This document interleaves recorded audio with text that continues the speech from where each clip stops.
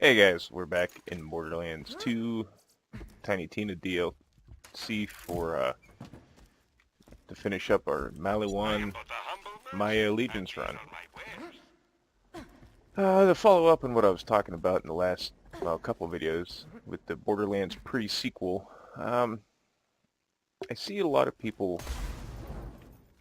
There's some, depending on where you go, like the Borderlands community is being pretty positive about it.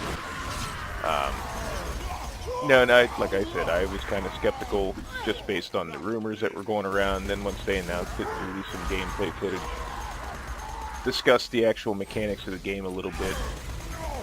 I thought it looks awesome. You know, I'm psyched. I'm ready for it. I'm pumped up for it. But you know, there's a lot of people, and I can understand their thoughts on it. But a lot of people are crying out that it's a cash-in, and they should have just released Borderlands 3, and yada yada yada yada. Here's my thoughts on that. First of all, if it was just a quick cash-in, it probably would have came out a lot sooner. Borderlands, by the time the pre-sequel comes out, Borderlands 2 will have been out for 2 years. Also, I kind of feel like Gearbox, if you played Borderlands 2 on a console, it was basically just a prettier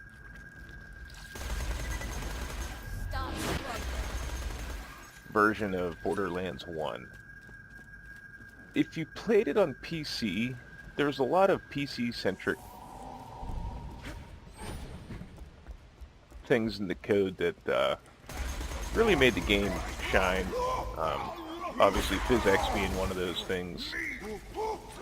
But comparing like the first game and the second game on the consoles, it's not like a huge difference. Just like obviously, there's a little bit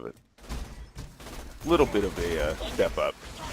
But if you go from the first game on PC to the second game on PC, like they definitely designed the second game with PC players in mind. Now, granted, it's not like moddable or like the most graphically intense game in the world, but I mean, it's a looker on the PC.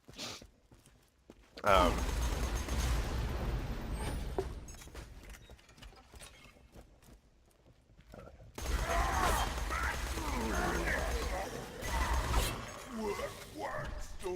I'm trying to think where I'm going with this.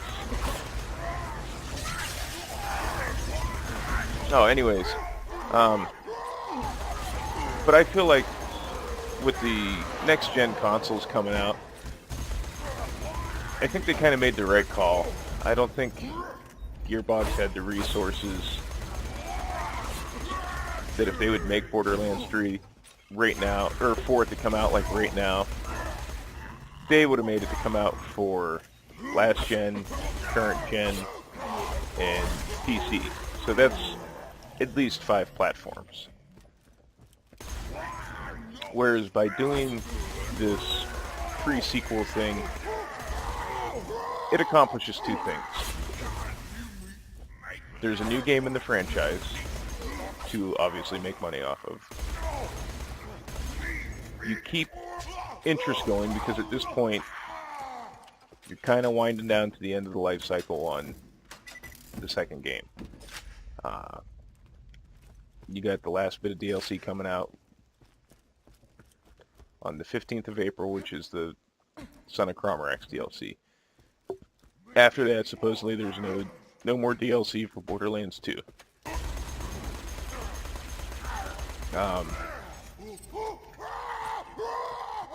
I would imagine, to some extent, since Gearbox they've used Unreal Engine for the last, I think for every game they've made this generation. Rick, don't. If you just talk to him, we can... I punch him. Punch him. I would imagine, to some degree, maybe they want to use Unreal Engine 4 for Borderlands 3. Possibly, I'm not 100% sure, but I would imagine that if they were going to make Borderlands 3 for just next gen, or current gen now, I guess it would be. But the PS4 and Here, Brick. I'm getting taunted by a 13-year-old girl doing the voice of a grown man. I told you guys we should have waited for Roland to play. His character has the highest leadership skill. if they wanted to make Borderlands 3, I think they would make it through the PC, PlayStation 4, and the Xbox One. And if they're going to do that, I would imagine they would want to use the Unreal Engine 4, which is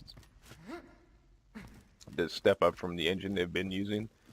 And in the distance, you see a lonely wizard blocking your path. I don't know if Maybe you can help their us out plans here. would be I say we conducive talk to him. for the PlayStation 3 and the Xbox 360, because Oh, Randy no. Pitchford even said that Borderlands 3 is going to have to be bigger and better and have, you know, that Borderlands magic. So you really can't go bigger and better. Oh, great. I got the hiccups. Then Borderlands 2 and keep it on the Xbox 360 and the PS3, because Borderlands 2 basically pushes those consoles to their limits now. So The exit is locked by dwarven door locking magic. everything to an extent, like, Now how do we get out of here? You know I can that see where wizard everybody's may know getting, something or about not dwarven everybody, door but I can locking magic. see where some people are getting this whole it's a cash grab idea, but to me it kind of makes a lot of sense from a business perspective that you get another game out. Let's say it has the sustainability to keep people interested for 2 years like Borderlands 2 did. And then you come out with Borderlands 3 for the PlayStation 4, the Xbox One, and PC. You have your next-gen game. The interest has been kept by having a game that released in between your previous numbered game and your current numbered game. So like I said, I mean, it makes sense to me. Favorite type of magic. Look, you're gonna need the secret dwarven passphrase to open the door. And, Go find you know, some these weird cash grab runes people scattered around the mines. I bet those are the letters making up that the want to yell passphrase. about it being a If you cash find grab the and everything letters, like that. you could probably get out of here. In fact, At the end of the day, just the other day. But you can't have this. and this is a slippery slope I'm about to tread on. At the end of the day, video games are about making, Symbol for you know, their business. That's what they do. letter down. You know, it's, oh shit.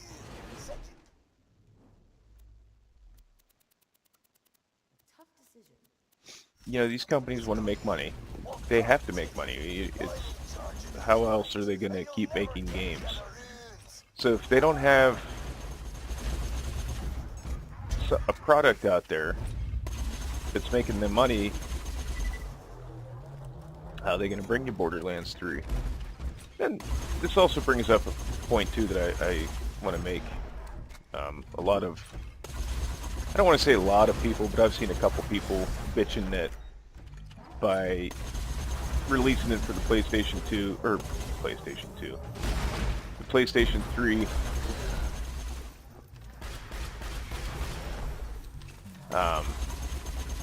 and the Xbox 360, they're gimping the PC release because it's being held back by console limitations. Okay.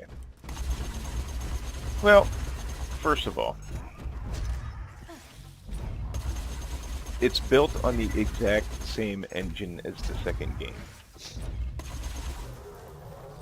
The loot system is the same.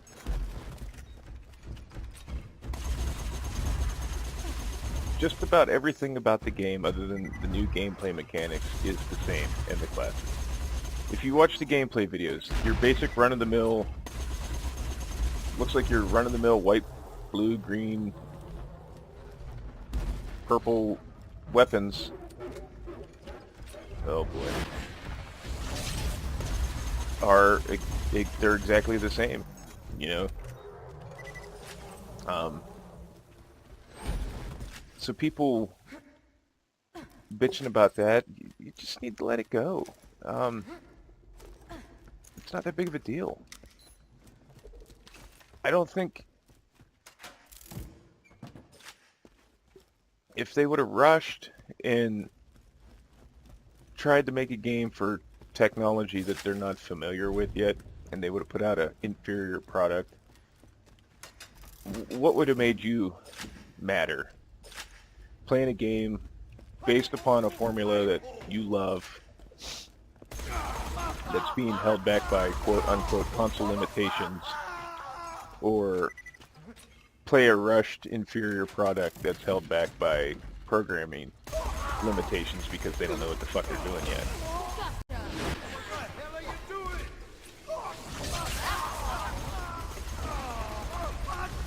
So,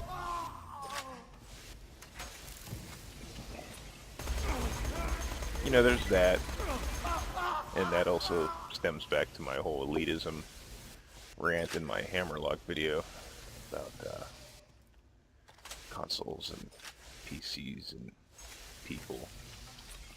But too, you know, I understand it's the internet, and there's people that are going to find a negative in just about everything, you know. They could tell you somebody, Joe Bob Nobody cured cancer, and somebody would be bitching in the comments section about having a cure. So,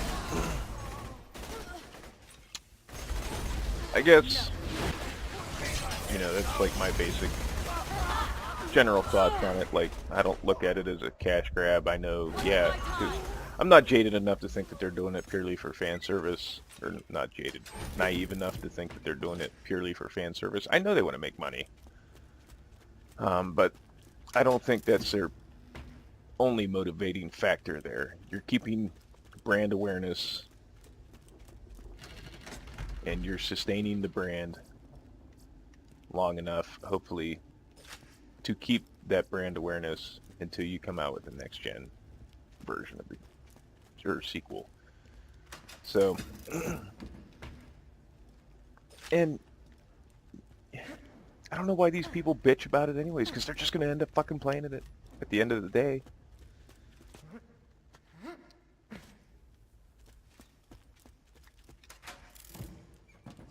And the other thing too, most games nowadays have like a 2-year development time, give or take. So if they're releasing the pre-sequel in this September, they probably started working on it. Well, okay, they probably didn't need 2 years to make it. Let me clarify that, because they built it. I mean, it almost is basically like an expansion pack for this game here. So I would say, at least, if you take out pre-production, probably took about, we'll say 6 months between writing the story, and I could be wrong, but we'll say 6 months between writing the story, which is sort of written. Basically, they just had to fill in the gaps.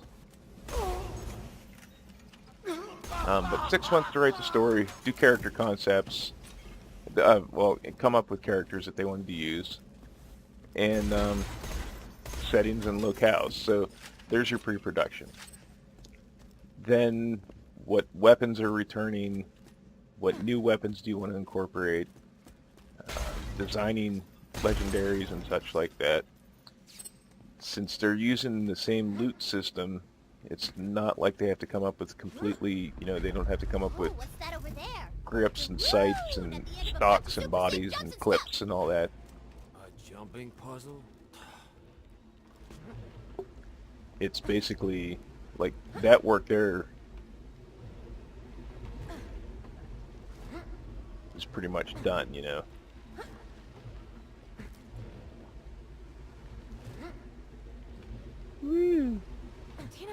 sure this jump is impossible.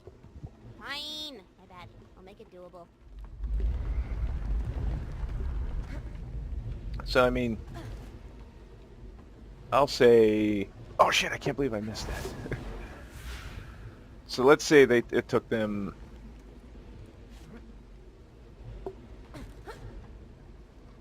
I'm gonna miss it. Oh, okay, I made it. Let's say it took them about 1 year and 6 months to develop. So they probably planned it all shortly after Borderlands 2 came out.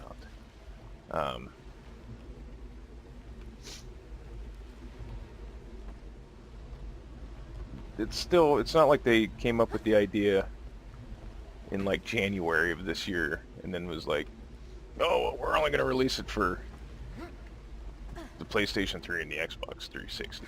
You know, that's just my take on it. Found the dwarven letter If A. they would have wanted to do it for next-gen consoles, then it wouldn't be coming out this year, I don't think.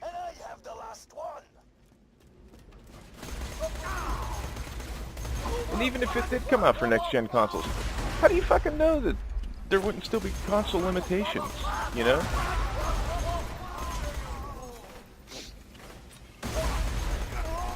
But some people, I don't know, like I said, some people just gotta bitch about everything.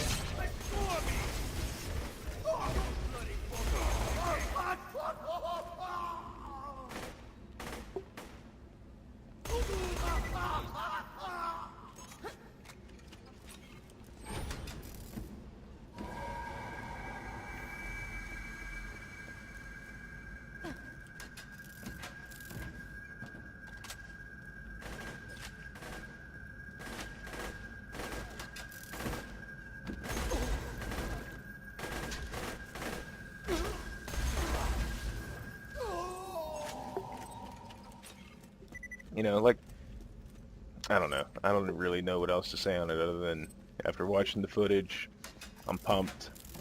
The moment I can pre-order it on Steam, I'll be pre-ordering it on Steam.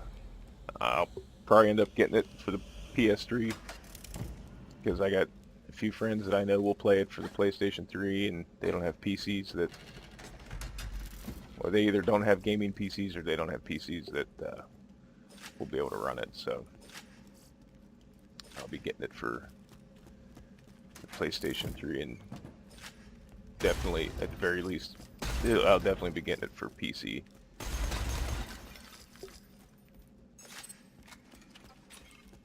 Tina, all these dwarves look exactly like Salvador. That seems kind of, Yeah, I know, Free Lily. You think it's racist or something? I'll ask Sal downstairs if he thinks it's racist. Hey, Salvador! Is it okay if all of the dwarves in my campaign look like you? That is awesome! Oh yeah! Not racist.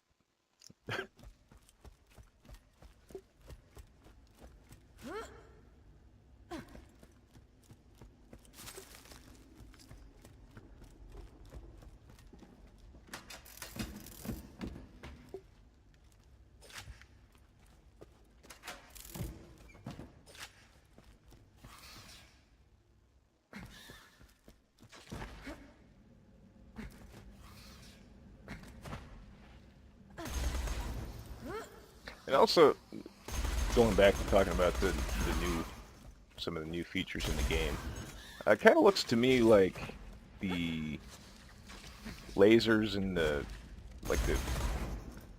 energy weapons, or I don't know. They're supposedly there's sustainable lasers and there's like some that are like your typical pew pew pew pew type of blaster laser. That's probably that game's version of E-Tech weapons, since slag hasn't been weaponized yet. And that would be my assumption, and this is pure, like, everything is basically assumption until official stuff comes out.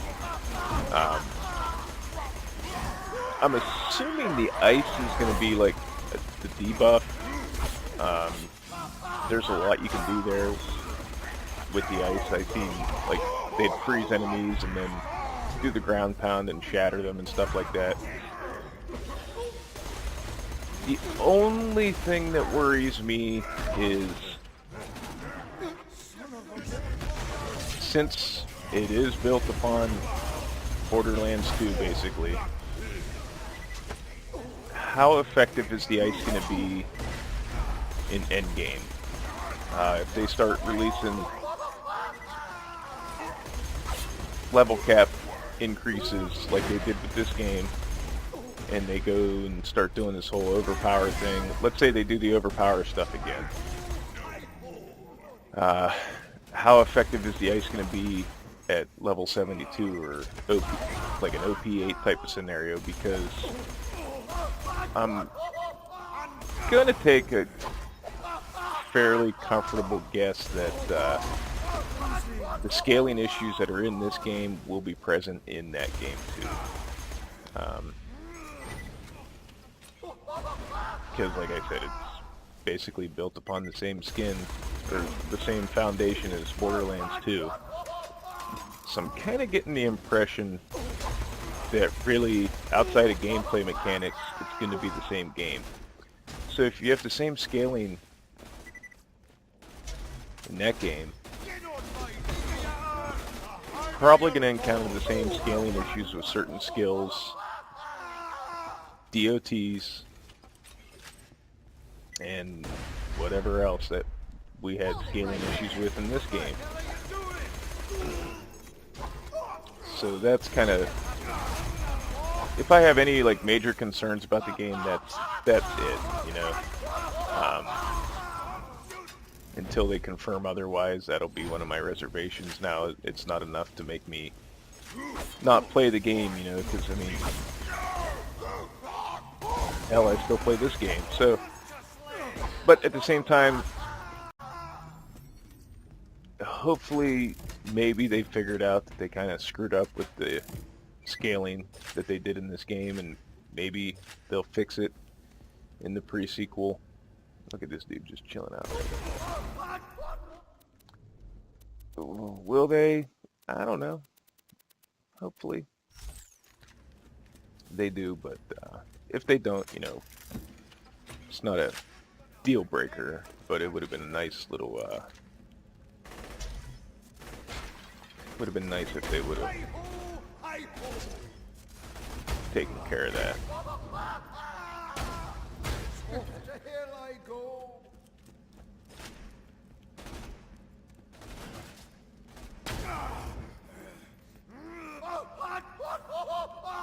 Thing gonna blow up? Okay.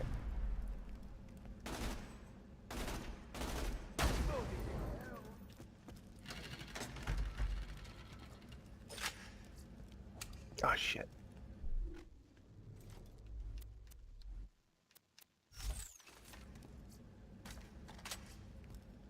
All the slag weapons.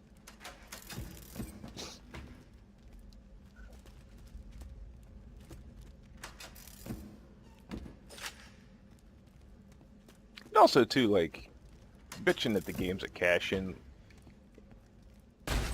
If any of you guys have ever paid attention to what goes on the Gearbox forums, just about everything that's in this game is straight-up fan service. I mean, them guys were wanting ice weapons forever. Somebody made a mod for Borderlands 1 that made ice weapons. To get past it, you gotta think real hard. To the max. I have no idea what the hell I'm doing.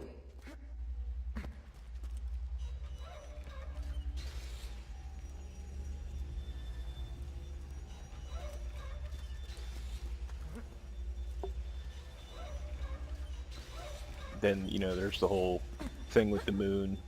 People have been wanting to get off Pandora. People have been clamoring for moon base.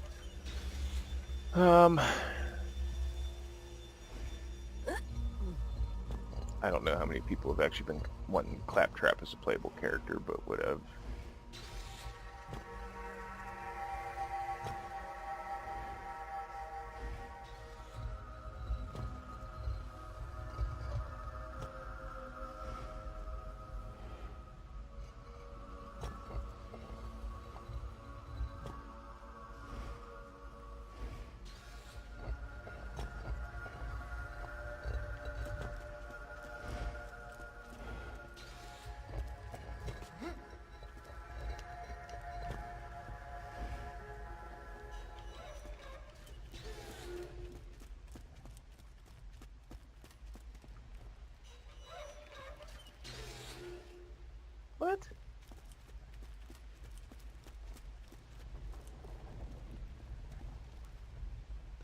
Do I gotta go in the opposite order? It's been a while since I've done this puzzle.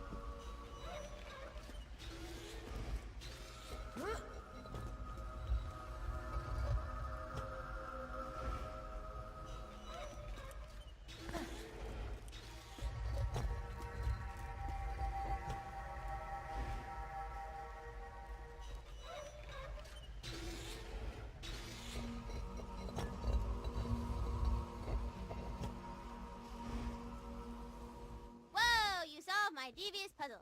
Nice. You guys are as smart as...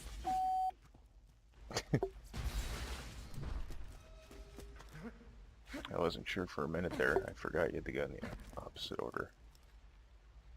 We'll roll 2 dice.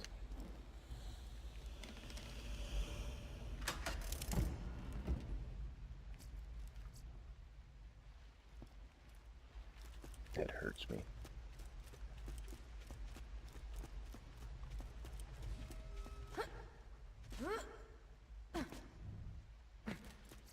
That's the letter F.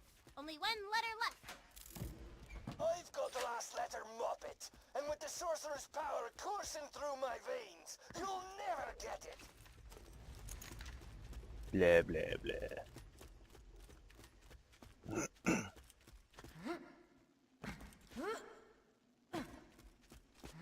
And also, too, like, to me, it's like a really fancy, glorified expansion pack for Borderlands 2, really, if anything. I mean, I know it's technically, it could be a standalone game, but I mean, that's kind of what it feels like, is a big, huge expansion pack that probably couldn't be DLC. So, I mean...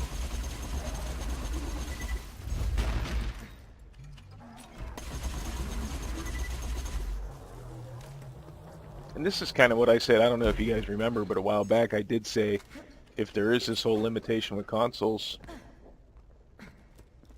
why not make a separate game that's the Moonbase DLC? Granted, I meant like an actual post-Borderlands 2 Assault on the Moonbase that lasted maybe half of this game for $40, but you know, I mean, that's what it kind of feels like to me, is they might have probably made it DLC if they could have, but then they just made it another game.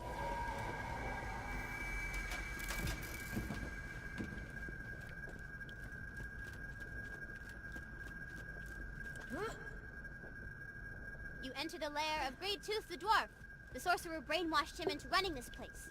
You also notice a weird-ass magic globe. Might be why Great Tooth's so mean.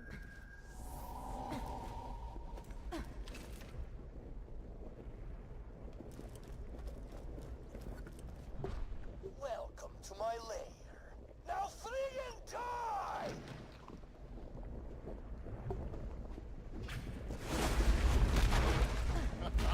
A boss fight? Let's do it!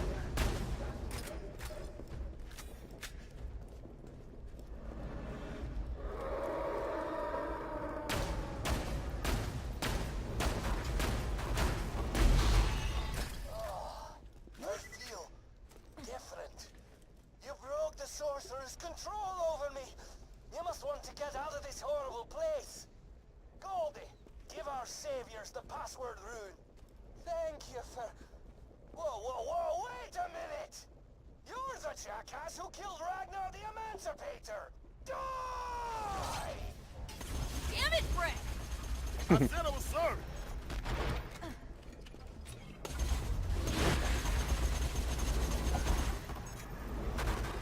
The hell with you?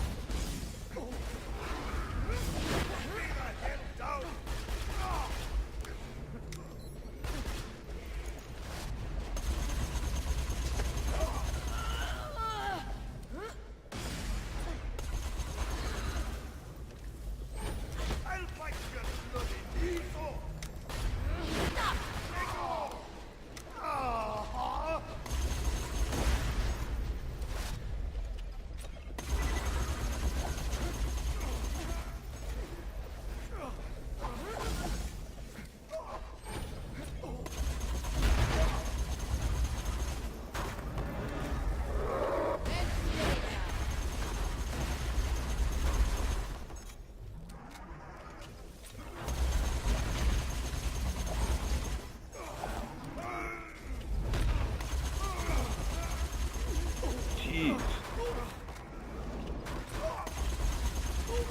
Mountains of health.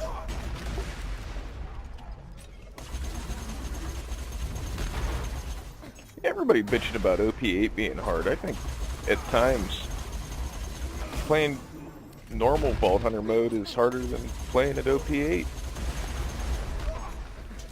This guy would have been dead a long time ago.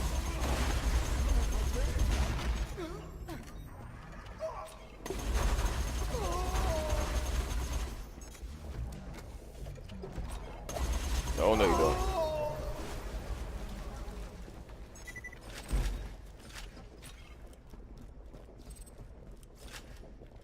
Another Maliwan slag sniper cheese.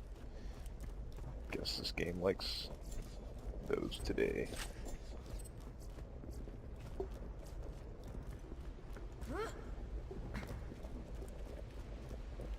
Great job! You have all the letters. Now just get back to Claptrap. We gotta walk all the way back? Oh, man. Alright, girl, alright. Here. I made some glowy portals for your laser butts. Did you just say laser butts? Whatever that is, I want it.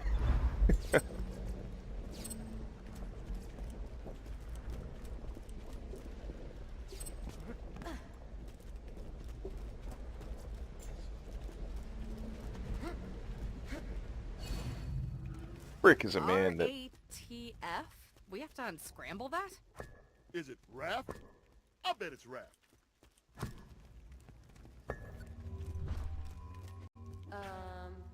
Raft. Was that not the password?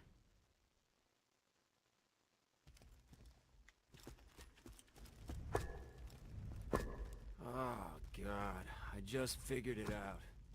So say it. Fine, it's... art. Oh,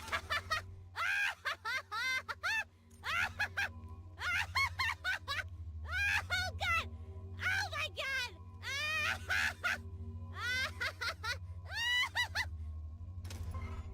Guys! Did somebody say fart? What a stinky thing to say! Yeah! You ruin everything.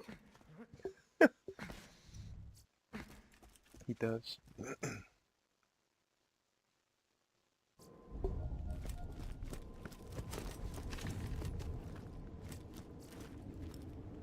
My bullets aren't magic, but they are cheap.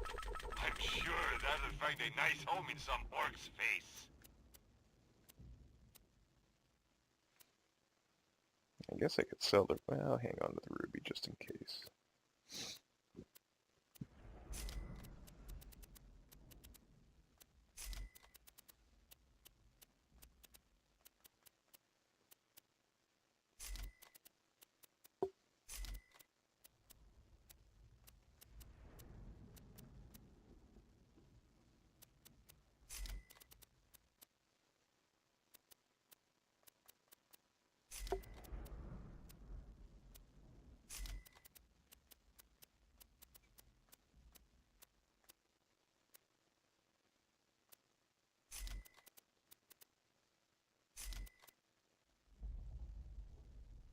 Watch out for those orcs. Welcome to Dr. Zed's portable cleric station.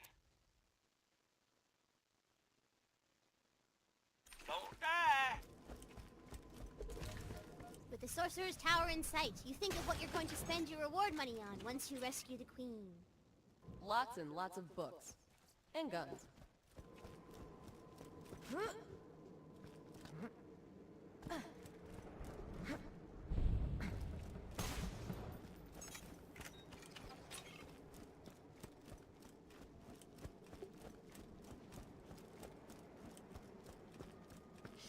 Snap, dog! Another one down!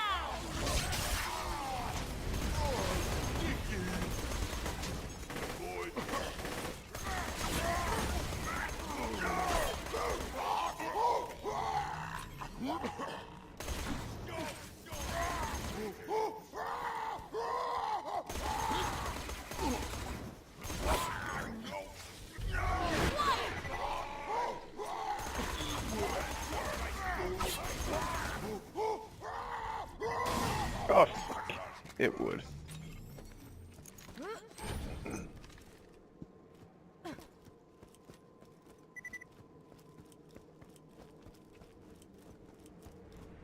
What's that in the sky? It looks like the handsome sorcerer is catapulting in some orcs to fight you. Be careful, dog.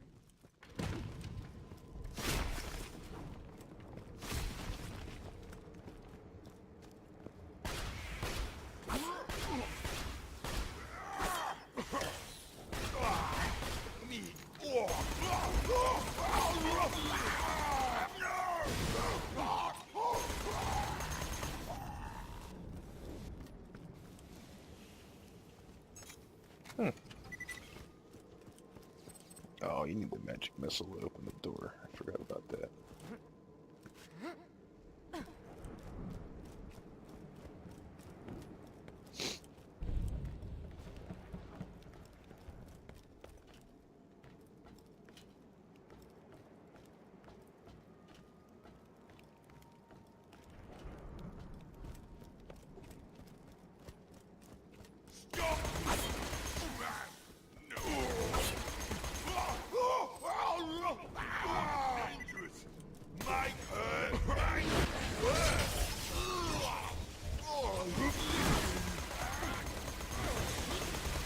So, who's next?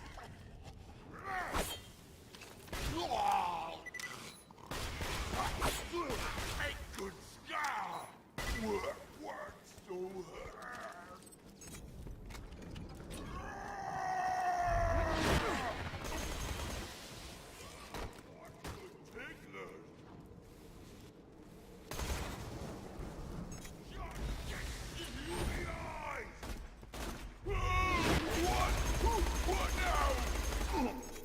You're done.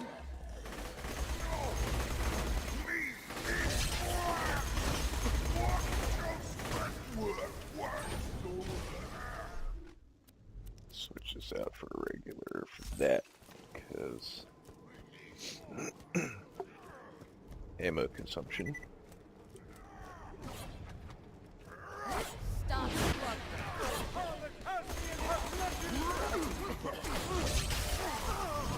Come on, meet up best. No more dragon crust. Me orc, not pig.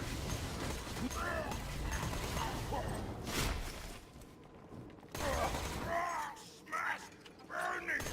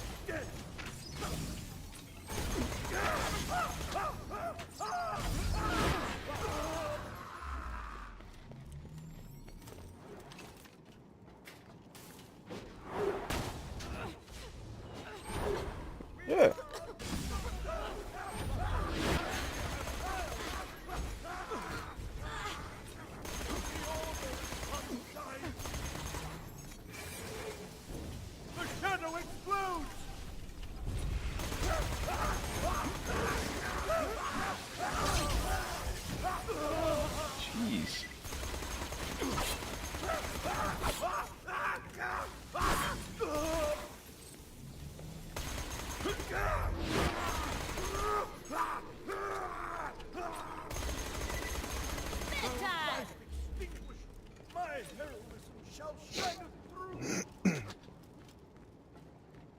These guys are abundant.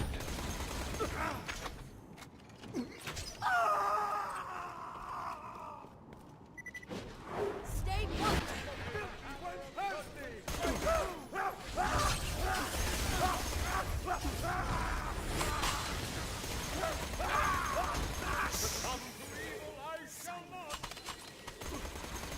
Hocus pocus!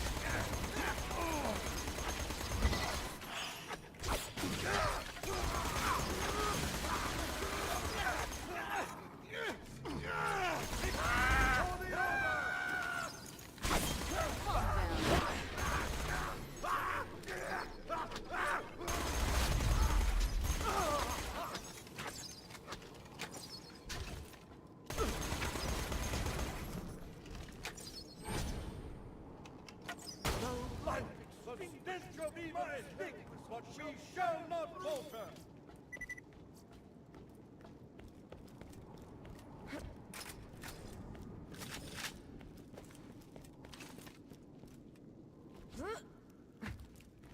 Lightning bolt!